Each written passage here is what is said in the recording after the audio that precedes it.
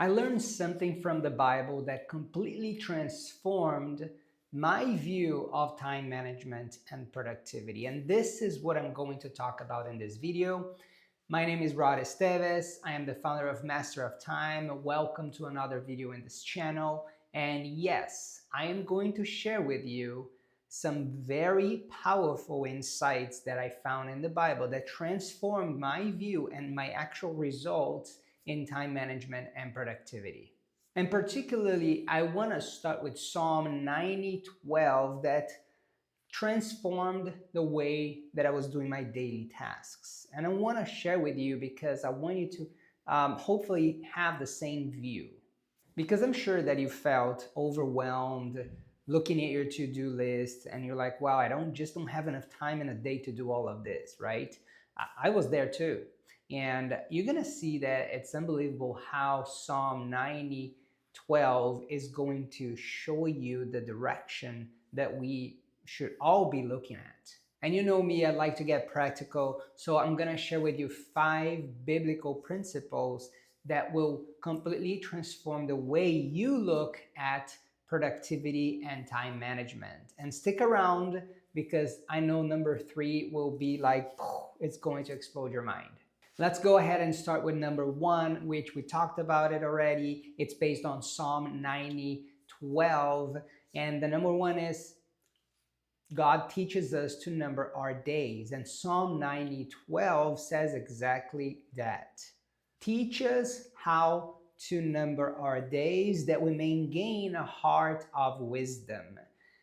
That is one, definitely to me, definitely one of the most powerful Psalms for productivity, for time management, because essentially what this Psalm says is that the more we invest time in learning how to number our days or learning about time management and productivity, the more wisdom we will have. Because unlike Adam and Eve, which when they were created in the Garden of Eden, which was timeless. There was no time, there was no notion of time. After they exited the Garden of Eden because of sin, we now live with the consequences of that. And one of the consequences is that we are finite beings. The time came into the world, and now we have to know how to number our days, following Psalm 90:12. Now we live by the laws of time, right? We are not timeless. We actually have to be bound by time. And because we all have the same amount of time, I always say this, 24 hours, no matter if you are Elon Musk or if you are whoever you are, we all have 24 hours. We're bound by that time. And it's critical to understand the importance between counting days and making your days count. Do you understand the concept of this difference, right? Counting days meaning that you're just following the chronological order of time and time is passing. Time is going to pass either way. I always say this. But making your days count means that you have to understand what is happening with your time. Those 24 hours a day, 1,440 minutes every single day that is God given to you, right? So every time, I always say this to people, every time when you wake up and you open your eyes, the first thing is to be grateful for having the opportunity of having that time. Well, we never know if this is going to be our last day on the earth, right? But just the fact that you opened your eyes and you woke up, it means that you should be grateful because you do have this currency of time that God is giving to you every single day. So making the days count versus counting the days is important. Making the day count means that you should be responsible for learning time management. How to manage your time that is given to you every single day is no different than the parables of the talents, for example, that is in the Bible. That one is given 1 talent, the other one is given 2 talents, the other one is given 5 talents. And talents is a currency of the time, okay? So let's pretend that the talent is either time or money, which in essence could be the same. But um, the one given 5 talents was given a lot, right? And it multiplied that talent. So that 5 became 10. The one that was given 2 talents also multiply into to 4 talents, okay? The one that was given 1 talent was scared. The one that was given 1 talent buried that talent, or that, let's pretend that talent is a coin, okay? It's a currency. He buried that coin because he was too afraid, okay? So when, and I create a parallel that every day that we wake up that we don't know what to do with our time, we're basically burying our currency or our talent because we don't know what to do with it. And we need to seek instructions on how to manage our time so we can then multiply the talents that are given to us. Okay, we cannot multiply time, but we can multiply the talents that are given to you in order to do more with the same amount of time that everybody has. So I'm going to give you a practical application on how to number your days. Okay, I'm going to challenge you to do a time audit. What is that? Well, if you go to my Instagram, you're going to find on my link in bio a link for a free tool that I have there for you. And I'm actually going to put that link in the comments section of this video. This is a free tool that teaches you how to audit your time. I call it the Master of Time Tracking. What you do is you're going to follow their instructions in the link. And like I said, it's a free tool. You're going to audit your time. You're going to know where your time is going. Doing a time audit is one of the most transformative things that you can do. And I know that the first time that I applied this in my life, which was years ago, it completely changed the way that I was managing my time. So this gives you the opportunity to put light on the things that you might not be seeing, or maybe you are, but you're trying to ignore it. And once you see it, now you have to change it. So I encourage you to do this exercise, and I'm going to put the link of this free tool in the comments of this video. And let's talk about the principle number 2, which is rest is necessary. Okay, we're talking about the importance of Sabbath, the rest that is on the contrary of the world. When you're resting, you're like looked at or viewed as lazy. No. Rest is as important for productivity as actually doing tasks. Okay, people underestimate the power of rest. And rest is actually obedience. Rest is wisdom, because you were telling God that, okay, God, I need this rest. God made the world in 6 days and rested on the 7th. That is in Genesis book, okay, the very first book of the Bible. I always say this, does God need to rest? No, he doesn't, but he teaches us that we do need to rest because we live in this finite body, okay? We need to rest. We need to rest our mind, we need to rest our soul, okay? And resting is interesting because it's actually a productivity paradox, because when you rest, you can actually be empowered to do more. Every time you rest, you reset all the necessary components inside your brain. And yes, talking about neuroscience here, there's a part of your brain that only gets flushed or cleaned during rest, and restorative rest, I mean, okay? And that's the glymphatic system that actually eliminates the dirt or the the things that you don't actually need in your brain for the next day. So it does a recycling, okay, of things, and that's necessary, okay, for what? For productivity. So rest is necessary for productivity. In the modern world, we have to think about Sabbath, not only resting from resting our physical body or our mind. We need to be resting from things that in the past we didn't even have. We didn't have to think about it, okay? So I'm talking about, yes, resting from social media. I'm talking about resting from your phone. I'm talking about resting from technology, all of that clogs our mind nowadays, that we didn't have this 10, 20 years ago, okay? So for this point number 2, which it talks about the importance of Sabbath, of rest, your action item is to create a non-negotiable schedule for rest. Yes, dedicate either one day of the week or parts of the week, if you don't want to do a full day, of resting, restorative rest, okay? You're going to put work on the side, you're going to put your schedule, your busy schedule on the side, and you're going to intentionally decide to rest. Do this exercise and you're going to see how much more productive you're going to be. And the third principle is seek the kingdom first. And I made some notes here because I really want to drive this point across to you, okay? And this point, the number 3, is going to be based on a key verse from Matthew chapter 6, verse 33 that says, "Seek first his kingdom and his righteousness, and all these things will be given to you as well."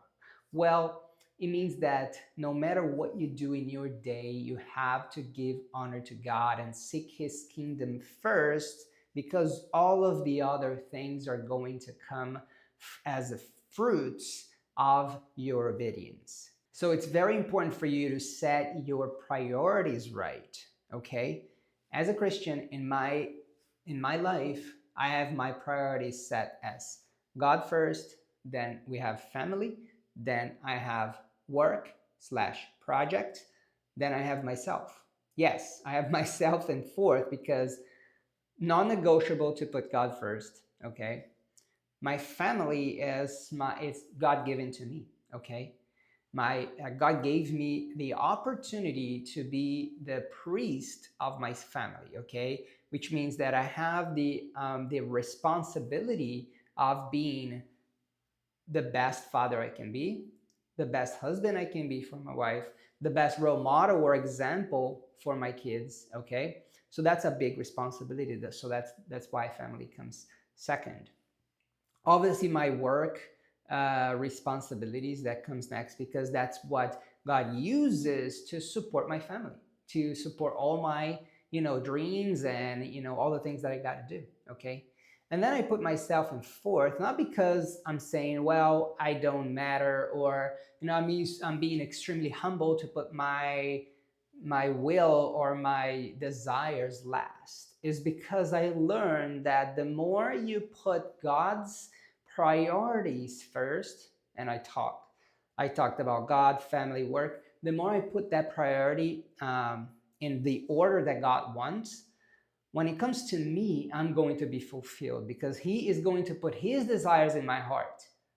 He is going to put his desires in my heart, not my desires, okay? If I put myself first, which is unfortunately what society will tell you nowadays, put yourself first. It's always you first, me, my truth, me this, me that. No. The more you put yourself in the right priorities, in the right order, the more God is going to put in your heart his desires, which will then become your desires. See how beautiful it is? How incredible it is when you see through the lens of God's priorities. I'll tell you that my spiritual routines that I created over the years, they helped me tremendously in my productivity. Yes, because my spiritual routines taught me how to deal with time, how to deal with the right priorities without feeling overwhelmed, without feeling that heavy weight on my shoulders. And that produces what? Productivity. So seek his kingdom and his righteousness first, and then everything is going to fall into place. Number 4 is going to be how to learn to redeem your time. And I want to share a key verse for this, for the number 4 here, which is in Ephesians 5, chapter 5, verses 15 and 16, that says, "Be very careful then how you live, not as the unwise, but as wise, making the most of every opportunity." So here this verse is saying, live as the wise, not as the unwise, because the wise will make the most of every single opportunity. Um, that's the opportunity cost through the biblical lens, right? Making the best of every opportunity means being intentional in every single opportunity you have. Being intentional versus being busy or feeling busy, okay? You should see a sense of purpose on everything that you do on a daily basis, okay? No matter what you do. And if you truly find God's heart, you're going to see that every single thing you do, there's always a purpose, okay? You find the underlying purpose on every single thing that you do. Redeeming your time means that you're going to see big impacts in every single small action that you do on a daily basis, okay? Because people underestimate the power of small actions, okay? And that very first, the exercise that I proposed to you in the beginning of the video, you're gonna establish blocks of time, or you're gonna divide your time in blocks of 15 minutes, okay? Because we're doing a time audit. Every 15 minutes, you're going to see what you're doing. So people underestimate the power of small increments. So 15 minutes doesn't seem like much, right?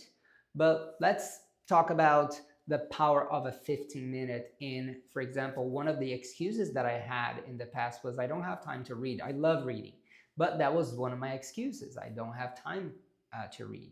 When I learned that by reading 15 minutes a day, just Monday through Friday, I can usually read about 10 pages of a book. Okay, that's kind of the average because I actually read making notes, so it takes me a little longer to read.